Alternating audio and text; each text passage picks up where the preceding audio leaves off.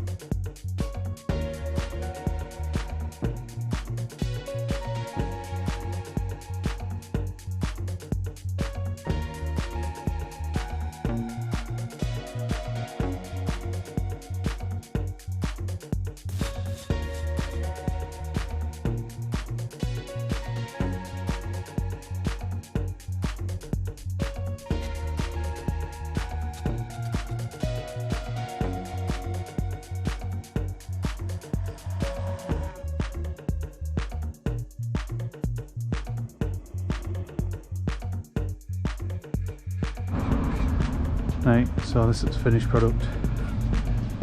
The wheels. Wanted that doing.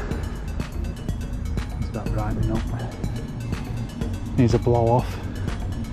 They've etched all chassis up, ready for paint. It's getting a full paint job, this one. Wrong colours. And a few touch-ins in underneath, just on some arms, a couple of toppers. Knocked a few scabs off. So again, then ballast weights, the only wanted faces doing on them, so it looks well while it's sat on road.